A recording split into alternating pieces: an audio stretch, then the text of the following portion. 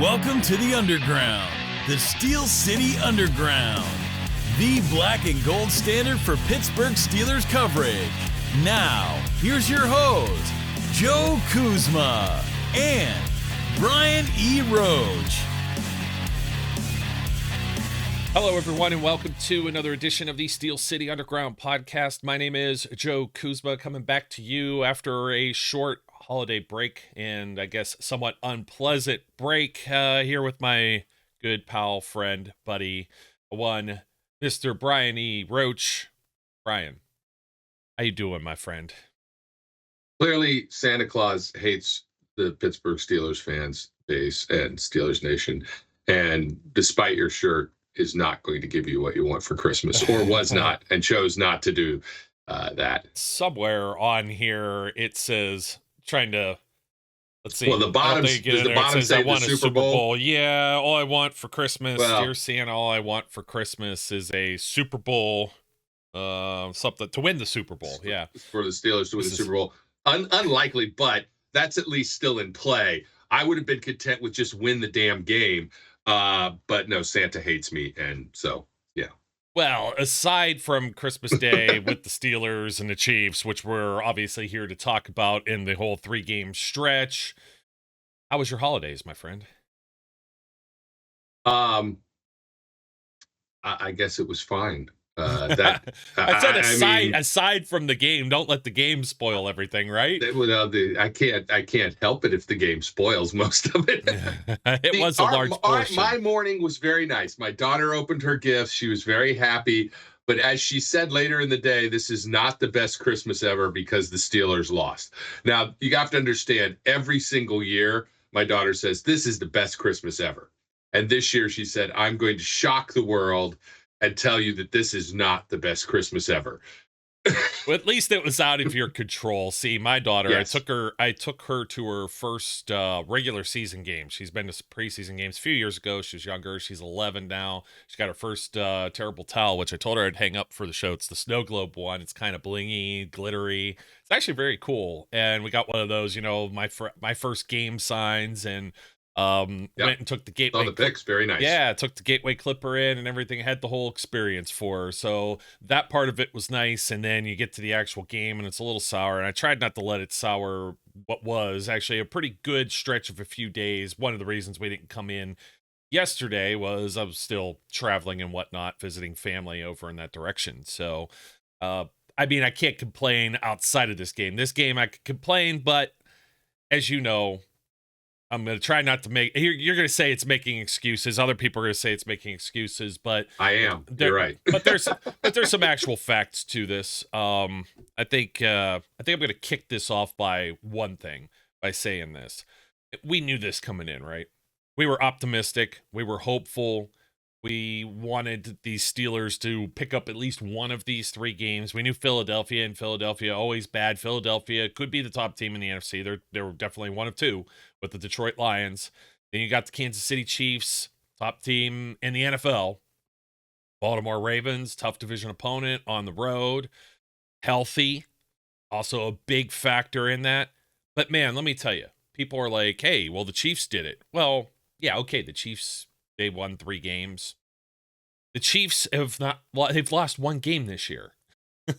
So is it that surprising that the Chiefs pick up 3 of these? No, they have to play that same schedule. Okay, sort of.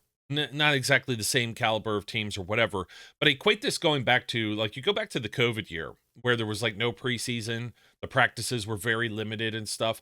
This is a 2-time defending Super Bowl champions where the roster is not a lot of turnover.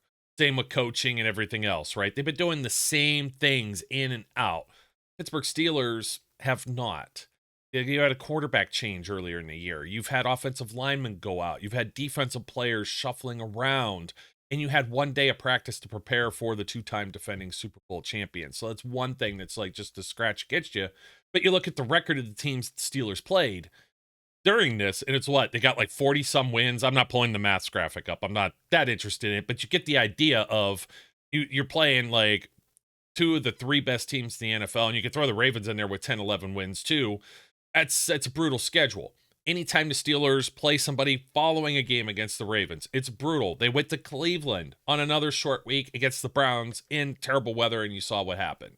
And it's just like these things are kind of set up to where back in August we said this is going to be tough sledding. But my biggest gripe is people are going to say, well, the Ravens did this. The Ravens, well, they went, okay. The Ravens had a bye week before they went into this 10-11 game stretch and then played the New York Football Giants.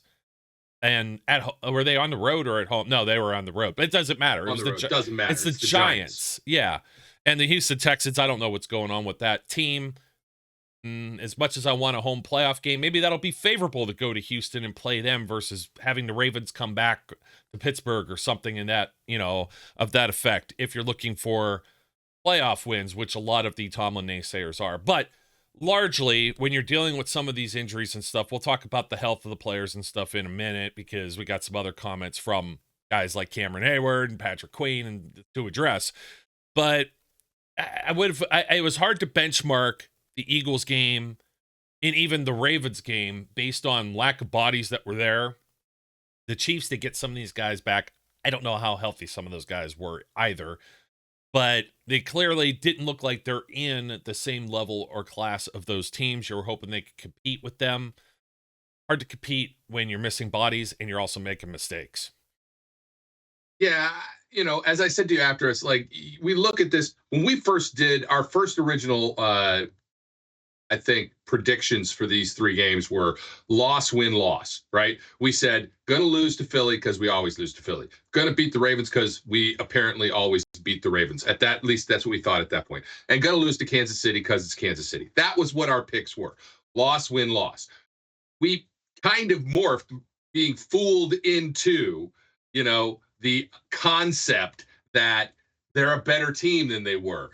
They're looking better than we thought they were, and I became convinced they could beat Kansas City. I'm not convinced they can't beat Kansas City. I'm convinced they can't beat Kansas City the way they played. But what I will tell you is what we did see was this team came up against, as you said, probably three of the top 5 teams in football in that 3-game stretch. Nobody else has played a series like that. And what came out of it is we are not one of the 3 top teams or one of the top 5 teams in football. We're just not, right? We did not compare.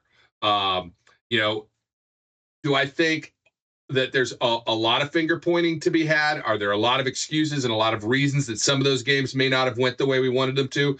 Sure, there's a lot of ancillary factors that went into this, right? The injuries, whatnot. Things of that nature, but we basically got our asses handed to us 3 games in a row, and it wasn't pretty. The balls did not bounce our way, and what really comes out of that to me is this team can compete, this team can win when everything goes in their direction against anybody. But if things don't go in their direction, they're going to get hammered by the better teams, at least right now. The thing that really bothers me, and we may or may not go into this in more detail, is the defense. The offense, I think, is still a work in progress. We've seen pass pro be a problem all year long.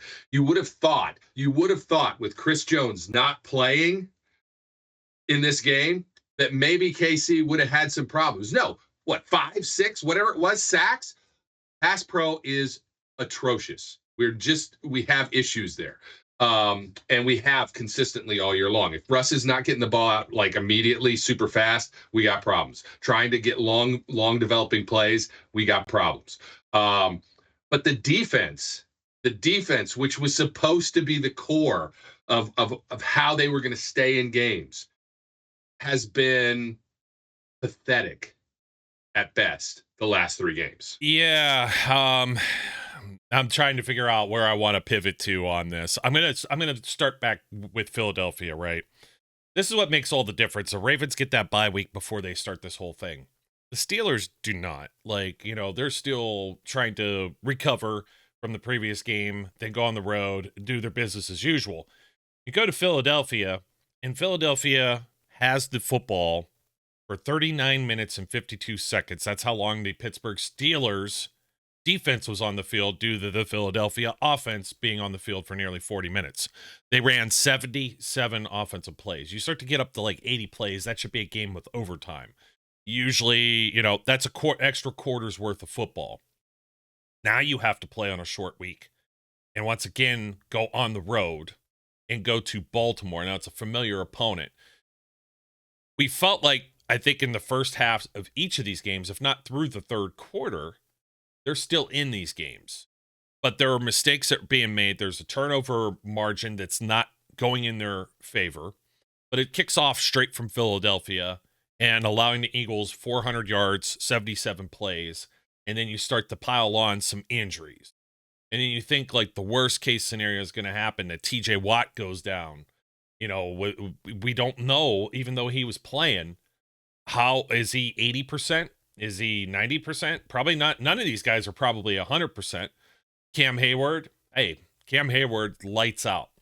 I mean, he's playing some football that might be, we could probably maybe, defensive linemen aren't always the sexiest ones to get into the Hall, but Hall of Fame caliber player. Maybe he doesn't always get his flowers, but he will someday, I think. But he's 35 years old playing on a short week. All these players are complaining. You have and it's not just Steelers. It's not just us. You got DeAndre Hopkins. You got Lamar Jackson. You got all these guys saying it that were involved in this 4-game, candy cane patch series that was played Saturday and then Wednesday. But it really kicks off there, I think, with a physical game against the Eagles. Just that starts it. And then you get some injuries piled on because they're playing so long. And the Eagles, or not the Eagles, but the Ravens, they coast over the Giants. And they're a little more fresh. They play at home. And you see that happen in the second half. And I think that's exactly what happened here with the Steelers in the second half. You have the turnovers. I was watching Hard Knocks just last night because I had to catch up with Christmas, right? And it's like, man, Russ gets that ball knocked out. He's running towards the goal line. You have the holding call on Darnell Washington here in Kansas City. You have points that are left on the board that if I don't want to get into the officiating side because I had the asterisks on this, right, Brian? Officiating didn't cost them this game. They got whooped pretty thoroughly without it. But it didn't do them any favors either. They didn't have things that went their way because then you turn the ball over immediately after Darnell Washington gets called for a holding call that, maybe the Chiefs could have been called for 10 times in this same game and negates a Jaylen Warren touchdown and then the interception right after because, as you had mentioned, I text you, I'm like, what the hell happened there, right? And George Pickens didn't end up running a complete route, didn't take the safety with them. Safety was able to freelance much like Minka was able to against Lamar Jackson days earlier and pick off that pass too. So it's football. It's, sometimes you could boil it down to just a handful of plays. It does feel like the Steelers need to play perfect football, however, in order to compete with the caliber of these top flight teams. And that's the unfortunate side of it, at least looking at it from our end and the 3-game losing streak. Yeah. I mean, we have sort of said this all year long. If they lose the turnover battle, they're likely going to lose the game. If the offense is not able to keep the defense fresh, they're likely going to lose the game. But it's gotten to the point where it's even worse than that. There are just things that have happened in these last 3 games. Multiple 90-plus yard drives. One in, I think, every single game. Just the inability to get off the field and to get stops.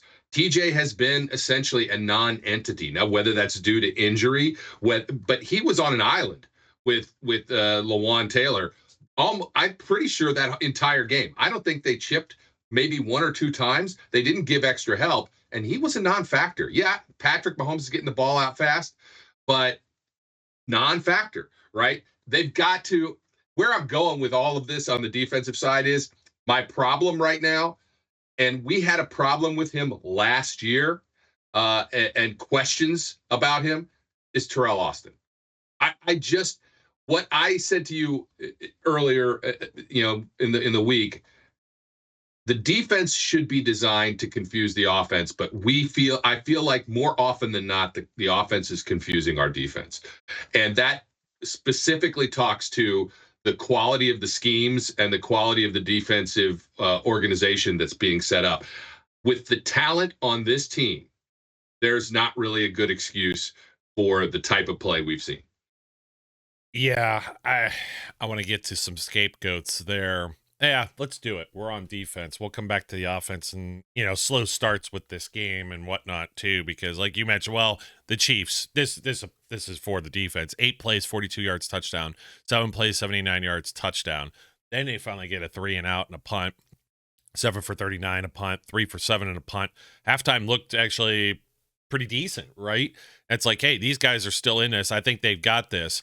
The momentum, the ebbs and flows in this game, though, it just seemed like anytime the Steelers had something positive, there was a penalty flag or like there was injury, there was something negative that came out of it, and just it was flat. You could even feel it in the stadium, just flat. Dude, I have never heard fans boo the screen go black for Renegade. Like, it happened because they're already down like 3 scores. Like, it's pointless. It was a pointless Renegade. Yeah. Why play it? You're not gonna. The game was over at that point. Yes, it was. It was. They needed it before then and maybe some more. They forced 3 punts in a row. The Chiefs got the ball in the dreaded, everyone's stuck in the concession stands, which was far worse than, you saw some empty seats. It wasn't because people left early necessarily. They did in the fourth quarter, obviously. Even I started to head to the stands because it was a beautiful day for football, I'll put it that much. 40 degrees. It was overcast, but not that much wind. It was great. But otherwise, it was just like, hey, this is Christmas. We need to go home and have dinner with the family, open up some gifts, and do some stuff like that, right? And when you're staring in the face of like 29-10, and you have almost a full quarter of football left, they started just pouring it on there. 11 plays, 92, 4 for 34. After the Freiermuth fumble, didn't protect the football. That was ugly, and that was pretty much the dagger there. And then, of course, the offense just couldn't really generate a whole. There were times they did, and there were times they didn't. And we're going to talk about that with the necessary adjustments. However, the part that comes out of this, too, is the defense, how many yards they've given up over these last handful of games, these last 3. You've got, let's see, I had it pulled up here. Against the Eagles, 401 total yards, 418 against the Ravens, and 389 against the Kansas City Chiefs. That's just not going to get it done. Not going to win many football games that way. And you don't think that the offense is going to be able to come right back around and constantly. The offense isn't good enough. It's not there yet. There's issues with it. But defensively, there's a lot of comments that have come out of the locker room, right? And you've got guys like Patrick Queen that are talking and saying, well, if only 10 guys do their job and not all 11, and one guy doesn't do his job, just do your job. And you had Deshaun Elliott saying the same thing. Minka was a no comment. You had Cam Hayward, leader of the locker room. He's got the man of the year patch. He's the guy who comes out last during the introductions. He's saying it too, and a few other guys, and it's the Spider-Man meme where all the Spider-Men are now pointing at each other.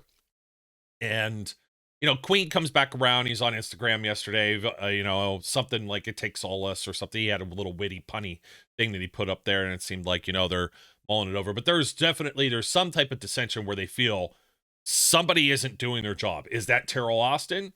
I don't know. Or is it an individual player that they feel needs to be put on the sidelines in order for the defense to get back to business here? Here's the thing. You can take those comments a lot of different ways, right? When you say if one guy isn't doing it, it doesn't actually mean it's always the same guy who's not doing it. It means that if there is a breakdown by one individual on that particular play, there's going to be a problem. Doesn't mean that there's one guy always not doing his job. One snap could be Patrick Queen who doesn't do his job. The other snap, it could be Cam Sutton, could be Deshaun Elliott, could be Jackson. The problem is, and it has been, communication has been horrible. Their pass off, the way they handle zones, the way that they move around, just bad. And I don't know that is directly tied to an individual player or just the number of moving parts. But as one of them said in the locker room, it's week, 17, 16. This kind of crap should not be happening anymore. They should be getting better at communication now, not worse at communication. And it's just not good. It's with the like I said, with the talent level on this team, especially on the defensive side, with the way and the abilities that some of those players have, there is just no good excuse for being this bad. And it is at times. And it was Elliott, I believe, that also had said that, it's week, 17, 16, 17. We shouldn't be having these kind of problems. Elliott's actually become much of I like him. I like him a lot. So do I. I like him a lot. And he was sorely missed for 2 of these 3 games. And you don't think he would have wanted to jump into this Ravens game the same way Patrick Queen was geeked up to play against his former team? Absolutely. I guarantee it. He gets passed over, and then he gets an opportunity for a little bit of revenge. Absolutely. And I thought I was chuckling. I don't know if you saw Hard Knocks, but on the Minka pick, you know where Patrick Queen went right to? Straight to Lamar Jackson.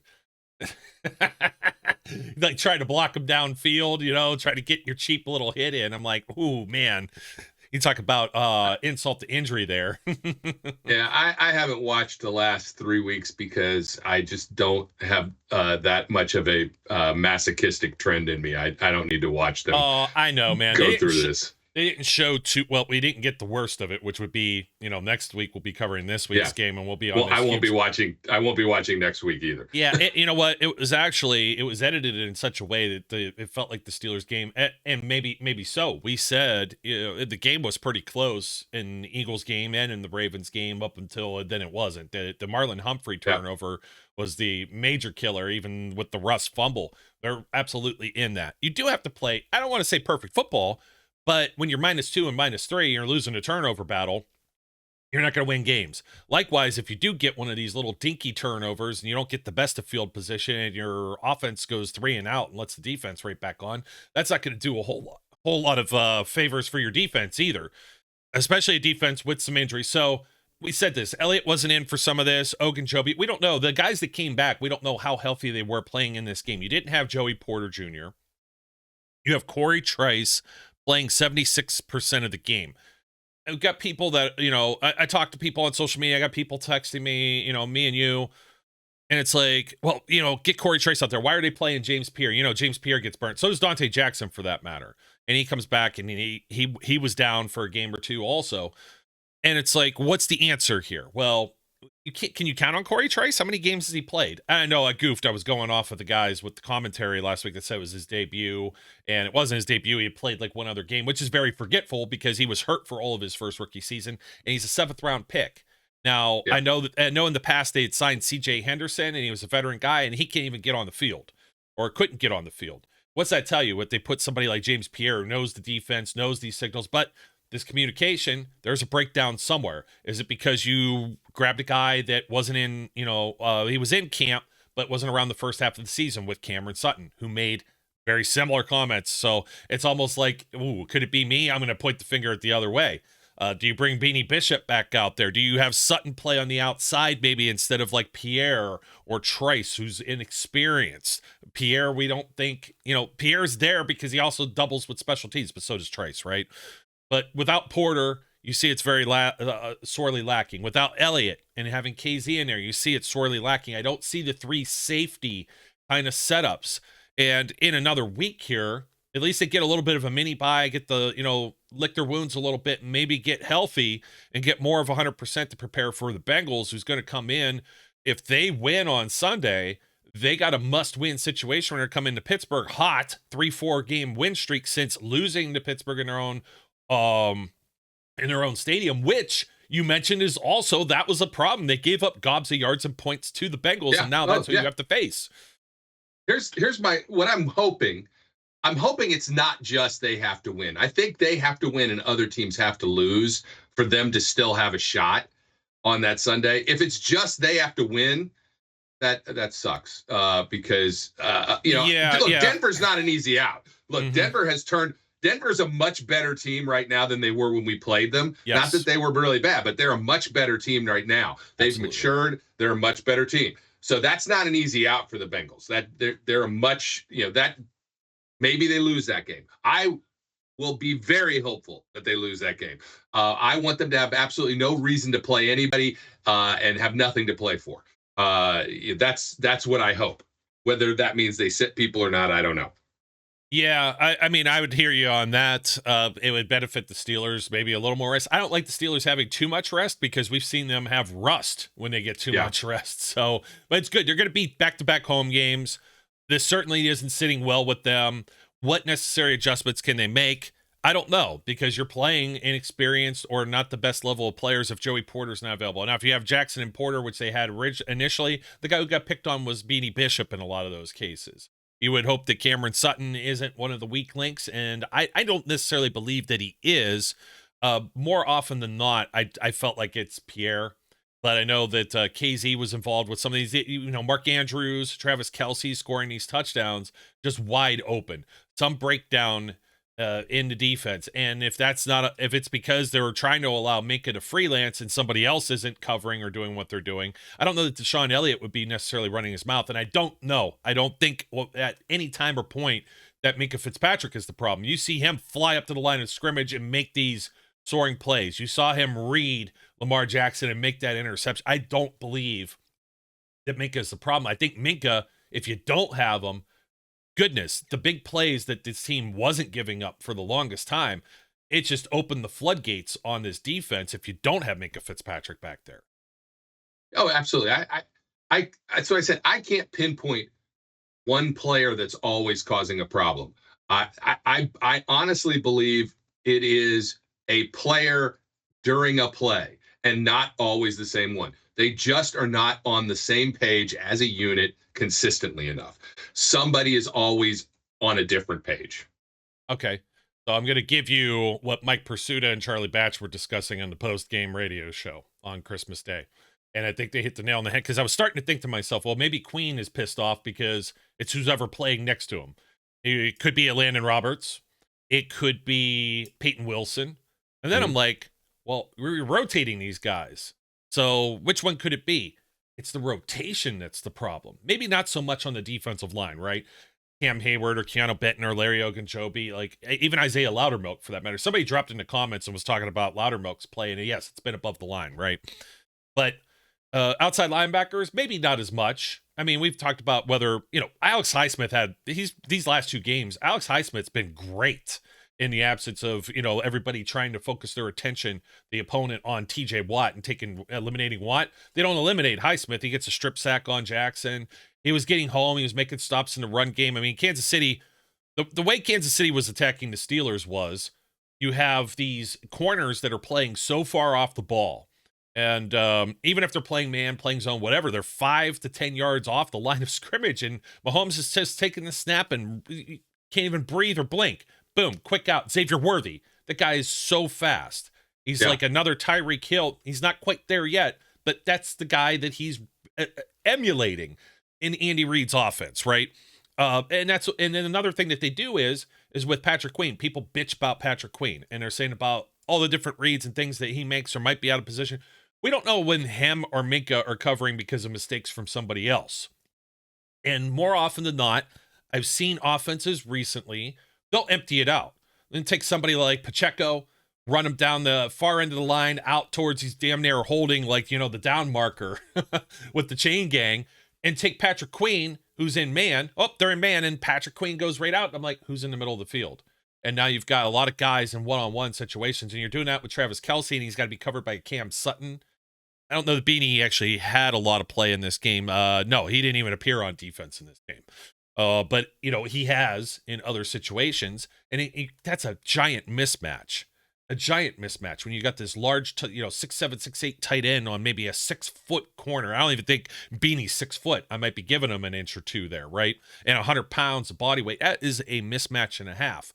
And you're also relying on the linebackers, the inside linebackers. Like, I've heard it all. I've heard it all this week. The Steelers, this 3-4 is antiquated. Well, they don't play 3-4 enough. But the thing that made the most sense out of this is Pursuta and Batch talking about nickel, talking about dime, the amount of bodies that they rotate. It might keep some guys fresh, but when you look at everybody that's played some snaps, okay, Fitzpatrick Queen, 100% of the game, Elliott almost, and Jackson, they were at 94, Highsmith, 84, Cam, TJ 81 and 79. Then you got Corey Trice at 76, Sutton at 69, Benton 61, Roberts 53 over half of the game, splitting with Peyton Wilson, who had 47, which is a perfect 100%, Brian, if I pull up the maths with Joe. So they're splitting. They're splitting time completely. And the point that they're trying to make here is, you've got Pierre playing 29% of the time, Casey playing 26. Just knock it off. Stop with the rotations. Maybe that's the communication breakdown. Number one, if you're putting somebody out there that is just not above the line, let's say it's Pierre. I'm not trying to drag him, but let's just say it's Pierre for a case example. Stop putting him out there entirely. Stop rotating a Landon Robertson and just go with Peyton Wilson. Live and die. It's the rookie. Because when Roberts goes out there, teams are ready to throw the football because they know he's not the same kind of read down, sideline to sideline, inside linebacker that Patrick Queen or Peyton Wilson is. Will Wilson make some mistakes as a rookie? Sure, that'll probably happen. So that's where the adjustments, I think, need to come from. And I think when you get these guys a little more rested here, you're not worried as much now that you're rotating bodies, trying to limit injuries, or guys are playing with injuries or whatever because you had 3 games in 11 days. Those adjustments now come. Now, if it's coaching, Mike Tomlin, doesn't call plays, but does Mike Tomlin take a little more reins of this defense? I've never been the biggest fan of Terrell Austin defenses. I may have texted you or my cousin Brad about some of this, but everywhere he's gone is stunk. Bengals, Lions. It just feels like you've got this garage full of these, exotic sports cars, and you're not getting the right performance out of them. I 100% agree. I think the defenses are just not equipped or designed to operate against really good modern day offenses, right? When you've got subpar offenses, we are watching, at times over the last 3 seasons, we've watched inadequate offenses seem to be better against this defense at times. And you go, how can that be? And it just, I just don't think they're well-designed defenses. I think it's time to look elsewhere and make the move and say, look, this defense absolutely has to get better. I understand the loyalty that the Steelers oftentimes have, but again, they spent a lot of money. This is the most expensive defense in professional football. They went out of their way to do a lot of different things, and they need to get some return on that investment. And I think that the con artist and the folks that are in charge this year are gonna say, hey, this wasn't good enough.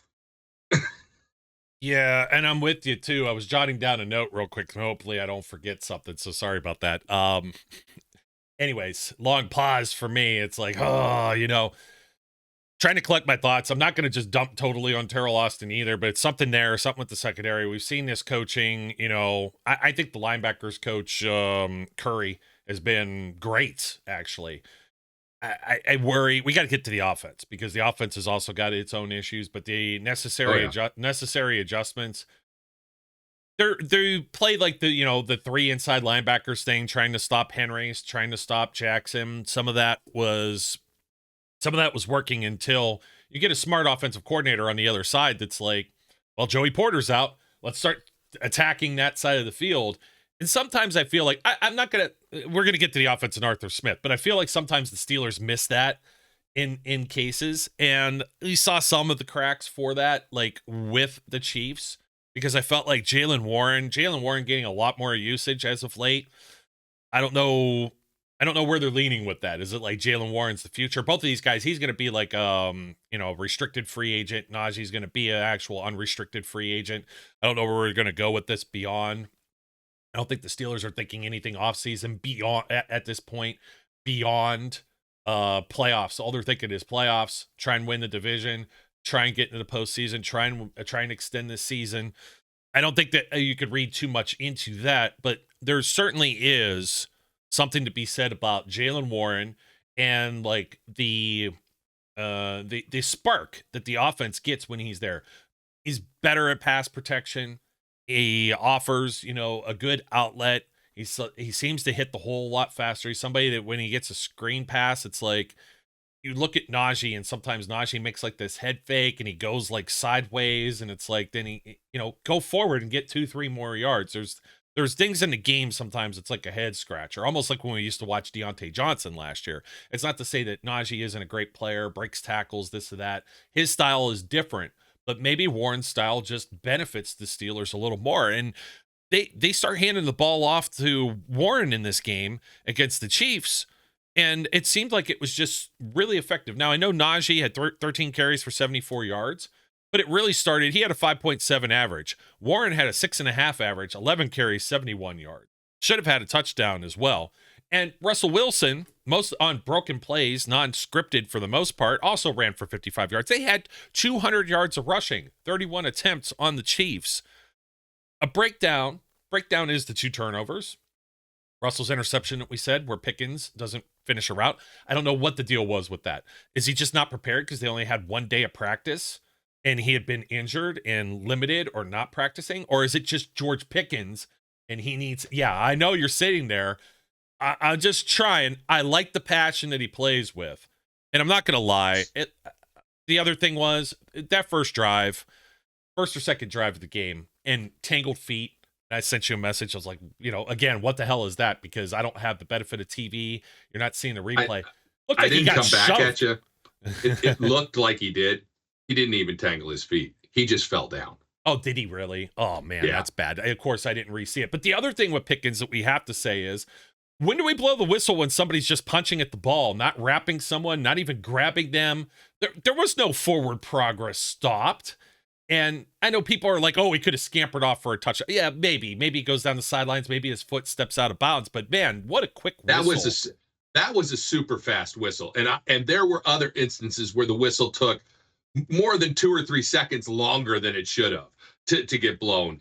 And, you got guys pounding and pounding and pounding, and the pile is going sideways, and clearly forward momentum is stopped, but they're not calling it. Similar to the one that really hurt them with Warren down at the end zone in a game previous, where the whistle should have blown and didn't. This is the same kind of thing. I have been very quiet about the refs, and I have had to go and vomit during the game because I keep telling you it ain't the refs and that they're right about certain things. Because you're in game and I'm watching it on TV and I'm like, no, that was a good call. And you're like, no, it's crap. And I'm like, then I have to go upstairs and puke and take some Listerine because I'm defending the refs, which makes me sick. Everybody knows I don't like the refs and I think they're all bad, right? The biggest problem is inconsistency, and it just remains. There is no way for a player to know how a game is going to be called 1 week to the next. And that's what's really frustrating. Now, from the offensive side. Well, hold on. On that same note, if you saw George Pickens later in the game, he's flat out laying there, and I forgot who it was that stood over top of him, and he popped up like he was raised from the dead after the flag got thrown right there, because he's been fined and flagged so damn much for similar taunting. And then finally somebody tagged it and it was like, thank you. You feel like the game is. Of course, it was after the play was over. Therefore, you don't get the ball back. I know there's a lot with that. And that may or may not be correct. But if I go back and look at some other games, it's the same thing like we were saying with Connor Hayward getting punched in the face. And they're like, well, the ball was already kicked. It just feels like these little, as Mike Tomlin would say, minutia that you're reading between the lines, and it just seems like it always is against the Steelers. Like it doesn't favor them. You know what I mean? It always benefits the other team. Somebody had a great take on that Connor Hayward one, where they read the rule book, and the rule book describes what change of possession is. Change of possession occurs when a catch of a punted ball occurs. Guess what? Change of possession hadn't occurred then, right? If you're going to go by the rule book, that Connor Hayward, we should have gotten the ball back. Change of possession hadn't occurred yet. Yeah, and I mean, what does that change? Maybe it does. Maybe it doesn't. I mean, you look at the Warren touchdown again. I felt disgusted. I felt like that was Jesse caught it territory for me. And of course, it's in the same end zone, almost in the same exact area, and I'm like, really, he has his hand where it is. Technically it was holding.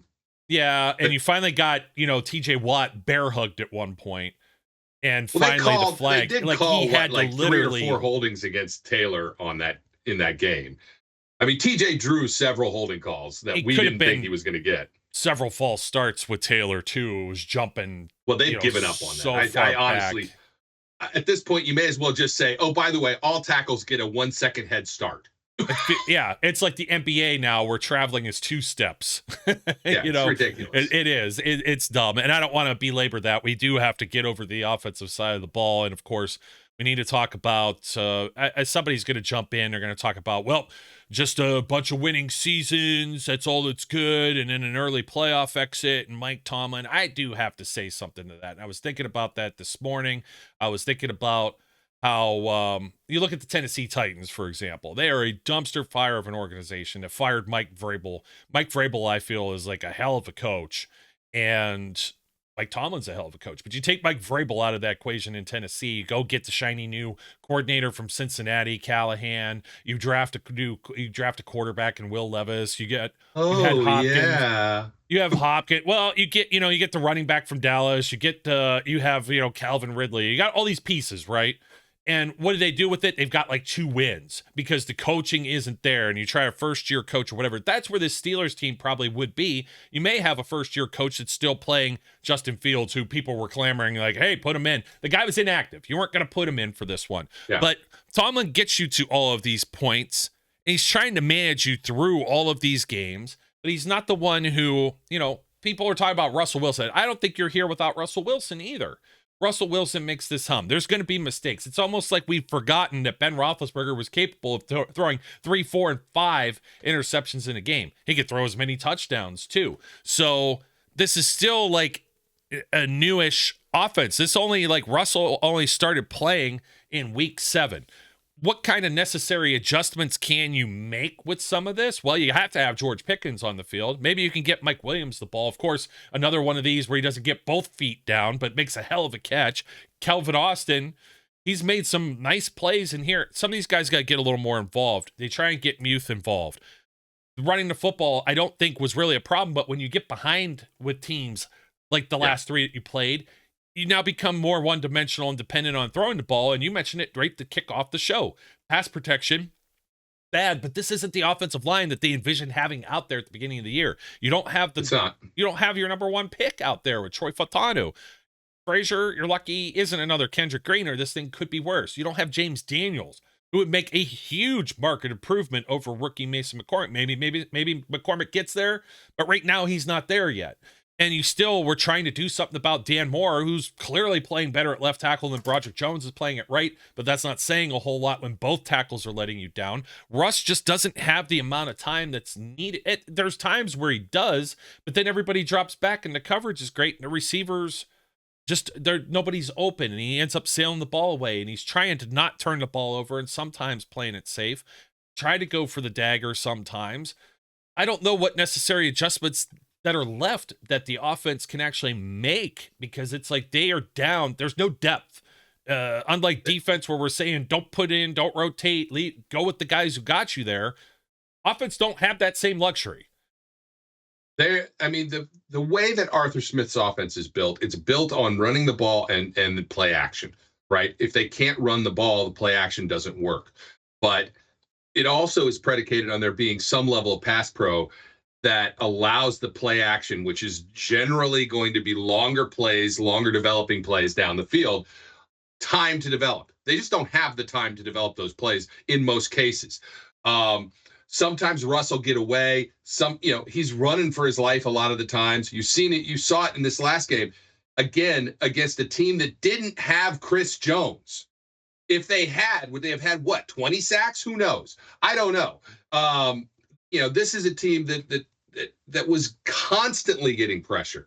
The Bengals, look, they handled the Bengals very well last time. So hopefully they can have that kind of same thing. I don't know how they adjust, because that's not Arthur's mentality, right? I don't know how you can't just switch to being a quick release offense and somebody that's going to take just what the defense gives you all the time, when that's not your makeup. Right? That's not really Russ's either. Russ, they've rushed him a couple times during this post-bye kind of thing and tried to speed him up, and he's not holding the ball, in most cases not holding it too long. But there's cases like these sacks. He took 5 sacks Like, that's almost all on the offensive line. It was Broderick Jones just looked like a turnstile. Broderick Jones and Dan Moore. I don't know that any of them came up the middle. It's possible one did, but it looked like they were all coming from the outside in. It's just, that's what I mean. I don't know that they can do a whole lot other than try and give help to those tackles in a little more effective ways. I'll tell you one thing they cannot do anymore. They cannot run 84 out there and obviously telegraph it's going to be a run and then have that work do that. And I mean, they did throw to him. So, I mean, he came down with that one with Baltimore and between his legs or whatever. But I'm kind of tired of, I don't want to see 84 or 83. So 83, let me ask you about that one on TV, the offside on offense. It was BS, to be honest with you. Yes, his foot may have been that much offsides, but the refs are he's supposed to look to the ref. I don't know. I didn't look close enough to know and see and say, am I good? Oh, and they're doing it all game. Supposed to tell him that you're not. Right? I'm watching them all game. They do the thing where they put the arms out and the thumb up, out down the sideline. They were doing it all game. I don't think that they lapsed for just one. It was in a hurry. If it's either he didn't look or the ref said you're okay and he moved again and didn't look. I don't know, but it was so close. In my view, that was just dumb. It was really a ticky-tack BS kind of a penalty. Yeah, shaky, and you're taking away these plays with Warren. I think that was Warren again, and I'd have to pull up the game book and see, but they're driving there, and I don't think the game was completely out of hand at this point, right? I think there was still a little bit of meat that they could chewed off the bone, maybe make it 10 points or whatever it might have been. I gotta go back and look, but it's kind of, it's kind of stunning, and to be honest, is that the Steelers had more first downs than the Chiefs, 23-20. They had 13 first downs by running the football, 9 by passing. Now the Chiefs had 16 by passing. They just kept throwing to the sideline, throwing to the sideline, throwing to the side. I mean, it was just those five easy yards every time because they're playing off the ball. And it was because they're living in their fears, because I don't think Dante Jackson has the speed to keep up with somebody like Xavier Worthy. We saw Juju. Well, that's the Chiefs' nature anymore. That one long pass they had is not who the Chiefs are this year. Not at all. The Chiefs are we will take what you give us, and we will go right down the field, and we will get 5 yards at a time and get first downs, and then we'll score. That's who the Chiefs are. And if they don't score, because remember, this is also a team, the Chiefs, what was the final score? I don't even remember now. 29-10. They haven't scored 30 points all year. One of the few teams that haven't, and everybody else is a losing team, and the Chiefs are 14-1, right? They have a different identity this year than they've had in years past. So, it was as if we expected them to do something different when we were playing off the ball so wide. No, you got to figure out how to manage to do those things. I will tell you this: this team used to, during the first set of games this season, you kind of felt like slow start. We're a second half team. As soon as we've got this reputation for just bullying people in the third quarter. Second half team. You know what? Last 3 games, we've gotten our butts kicked in the second half, and we have not been a second half team, and that is a big difference in these sets of games. What changed? I'm not 100% certain, but man, it's been pretty blatant of a flip where the second half has not been our friend. Yeah, third quarter football was their strength and no longer. Yeah. By the way, the play I was referencing, it was actually a pass to George Pickens, and it's just some rough communication things because they end up going for it. They went for it on 4th down here and end up with that taunting call where Pickens doesn't get it. But right before that, Pickens and Russell Wilson called for a false start because, again, communication. People are going to say, hey, coaching. At this point in the game, I'm telling you, momentum-wise, player-wise, like these guys feel pretty defeated. But this was that negated George Pickens being down at the Kansas City 14, and then with the penalty, they end up with 2nd and 15 from the 37 when you're trying to come back. And it was already 29-10 at that point. But, there were still 10+ minutes left in the game. So, I mean, you never know. It's unlikely, and I'm crying over spilled milk maybe, but The Freiermuth fumble was the killer right before that because the game was 22-10. Russ, right before that, there was an incomplete pass. Najee Harris, he's just not. These screen passes aren't going to Najee. Maybe that's part of the reason why they need to take him off the field, because you become more one-dimensional where you got to pass the ball in order to get in a shootout with Kansas City. Then Russ gets sacked, and then Freiermuth picks up 10 yards. He would have been short of the sticks, but fumbles the ball and gives Kansas City the ball right at the 34-yard line, which you can't do.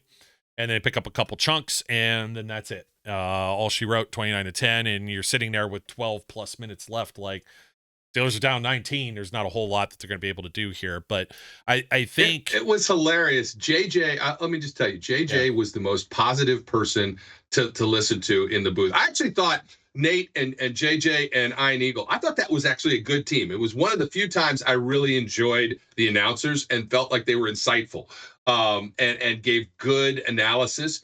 But the one negative, the one flip side to that was, man, even when there was 6 minutes left, they were trying hard to sell the fact the Steelers could still be in this. They could. No, they can't. No, they can't. They're not scoring 3 touchdowns in 6 minutes. Yeah, I could imagine. And I hear almost the same thing with, like, you had Houston scores off of a safety, and that's all they got. And, man, you want to talk about problems in trouble in paradise there. Like, the Steelers aren't the only team that were struggling on short weeks and trying to get it together, right? I think you get some of these turnovers to go the other way. Steelers are getting the ball on the ground, but just not getting on top of it, or they're not recovering their own. They're not recovering their own. And that's part of the piece of this. They had the ball longer than the Chiefs did. They had more plays than the Chiefs did. They put up 364 yards. Like, there were things that they did. It's about the best you could say positive wise, but you cannot start these games 3 and out, and then maybe a turnover and put your defense in a hole and then make the offense one dimensional. The way this operates is just as you said. You've got to come out. You've got to be able to score points on part of your opening drives, not be so slow in the first quarter. Not one time have we gotten an opening drive touchdown. Yeah, not once this year. Control the clock. It feels like a few years ago, the same thing. Control the clock, running the football, and then your defense. Although I'll give some credit, they were pressuring Mahomes. They were throwing some blitzes out there. They were doing a little bit of some stuff that was different than the norm, even against Lamar Jackson, which we hadn't seen all year, where they just relied on Cam and TJ and those guys as just 3 and 4 just to go after him. And we saw the 3 linebackers too with Herbig and Watt and everything. So necessary adjustments. They actually have a little bit of extra time, but there's not going to be anything majorly drastic. It's just going to be maybe the personnel that's out on the field. I could do without Michael Pruitt. I could do without Connor Hayward. I could do without James Pierre if you got Porter healthy again. I could even do without Corey Trice, to be completely honest. Let's get the guys who brought you to the dance there. I could do without Landon. I love Landon Roberts, but unless it's just 1st and 10, I don't really want Roberts necessarily out there. And depending on the quarterback that they're up against, they're playing some top flight guys like a Jalen Hurts and everything like that. And just to throw that out there too, boy, what the narrative's going to be if Jalen Hurts doesn't play this week and the Eagles start Kenny Pickett. If Pickett does well, everyone's going to say the Steelers flubbed. And if he doesn't do well, they're still going to say the Steelers flubbed, that he was a waste of pick. I'm like, there's a no-win situation there, but it'll be interesting to see that outcome. Let's just call a spade. They lost to the Commanders and Kenny Pickett was playing. So yeah, and here's one more point for everyone that wants to say, well, with Mike Tomlin, this, that, oh, well, I guess winning seasons is just the benchmark. Look, I want a home playoff game just as bad as anyone. I want a playoff win just as bad as everyone. I've documented this many times before. Patrick Mahomes comes to Kansas City. Between the Eagles, 4 years with the Eagles, 5 years with the Chiefs, Andy Reid goes 9 straight. He didn't take a break. He went to the Chiefs immediately after. 9 straight seasons without a playoff victory. A lot of it has to depend on quarterbacks. Mike Tomlin goes to Buffalo with Mason Rudolph and doesn't have TJ Watt. People forget about that. They think that they had like Ben Roethlisberger in the 2008 defense, which is Mike Tomlin's defense. Don't tell me otherwise. Woodley and Timmons and guys that weren't there for Cowher. I get so sick of hearing all of these stupid narratives. You want a playoff win. Some of it's starting to really, I think, wear on these teams, but this was a team that almost everyone had in the basement starting this year, and they have 10 victories with a chance to have 11 and be in the postseason. Could have won the division, maybe still can. Unlikely though, because of what's going on in Cleveland. So you got to get Dorian Thompson-Robinson, who isn't even healthy either. So you got to get off Mike Tomlin's back when it comes to this, because the Steelers, this is the way they operate. They're going to stick with this guy. They're not going to bring in somebody else, like I said with Tennessee and what they did, and completely have the thing go into the crapper. They're still going to keep this at least a competitive level. You get your foot in the door for the tournament, and then who knows? We've seen it one time before where they come in the 6th seed and end up winning the whole shebang. Yeah, look, the honest truth is that they beat the Bengals. The worst that they are is the 5 seed, right? And which means they go to Houston, right? That's probably the best scenario for them, to be honest. I think I'd rather play Houston in Houston than play the Chargers, or Denver in Pittsburgh. Maybe. I don't know. It's close. I'd rather have the home playoff game too. I'd rather win the division. I would love it if the Browns beat the Ravens last game of the season, just to screw them over. That would be fantastic. We still got to beat the Bengals, which is not going to be a gimme. That was like 100,000 points were scored in that game the last time we played them. And if Joey's not playing, I don't know how they're going to defend both Chase and Higgins. So, we don't know yet, right? We'll find out next week whether Joey's going to be able to play. If Joey plays, we'll see. If they win that game, look forward to probably a trip to Houston, possibly a chance to win the division, and we'll see.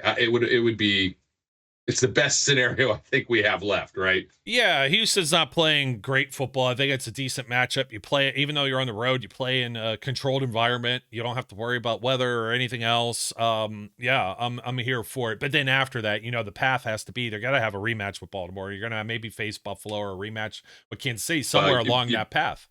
You beat Houston, you probably go to Buffalo. Right? Well, you beat Houston, you probably go to Kansas City. No. You probably go to Buffalo because you get the higher seed. They'd be 5, so they'd have to play who? Well, we'll see.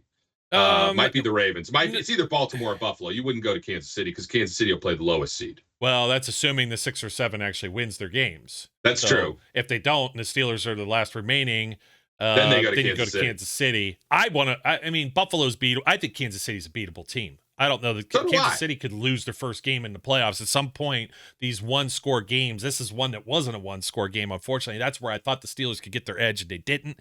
But at some point, I just feel like you look at all of the stat sheet and everything, and it's like, man, the Steelers don't turn the ball over, and this game's probably a little different. You also got to get the defense back there. But we'll talk a little bit more about this next week when we come back for the pregame show and detail Week 18 against the Cincinnati Bengals. We're going to see the fallout from this week and see where the Bengals lie and if the game actually means anything to them. Have a better idea of where they could fall if they lose that game, because I'm not sure where they end up. I think they could go all the way down to the last seed, but I'm not sure. Yeah, no, they needed something with the Dolphins, got to beat the Broncos, and somebody else had to lose too or something, and it's just the Colts or somebody else was in front of them, and that may have already happened. I got to go back and look at all of that, but it was very much like all those scenarios the Steelers needed, and some years they've gotten that and some years they haven't. So I still think that there's some pride there, but who knows? There's some guys that want some paychecks like Chase and Higgins that, if they're not playing for anything, they may cash out and say, I don't want, like the bowl games. Hey, I don't really want to get seriously hurt. Higgins isn't under any type of contract, and I don't want to get hurt in this game, and then I'll be out for all of next year, and I'm not going to get a multi-million-dollar paycheck. But we'll talk about that later, my friend, because there's a lot of business side of football there as well. But that'll do it for us, folks. Yeah, everybody's going to say all the Tomlin stuff. Save it. We don't need it in the comments. We told you all the things with the various players that are here, maybe the necessary adjustments. I know it seems like lip service. Did he get necessarily outcoached? Yeah, defense did for sure against Kansas City. The turnovers and injuries, you're doing as best as you can. You can only get, as we say, standard is the standard until you have like 5 of these guys trying to back up and be the standard. You can only go through so much depth. Really shows on the offensive line, I believe, as well. And unfortunately, still not all the way there. And Russ is a smaller guy. You know, he's not Ben seeing over these guys. He can't see. Lamar Jackson on Hard Knocks, he's like, that pick he threw, he's like, I couldn't see. Oh, man. He's looking at the surface tab. He's like, oh, man, all these guys were open. I couldn't see them. That happens even to a guy like Lamar Jackson when you've got guys in their face. So that's got to improve. I don't know if they could do that within a week, but maybe they can make some small adjustments, lean on the run game, etc. All the things we talked about. Don't forget to like, comment, subscribe. Hope everyone had a happy holidays. Continue out there to take care of yourself. And Brian, thank you for joining me once again. Happy to be here. Also, always happy to be here. Until next time, folks, as we always do to close out the show, we encourage all of you out there to be safe, be good, and we'll catch you later. We would like to thank you for listening and remind our listeners to follow us on social media and our website, www.steelcityunderground.com.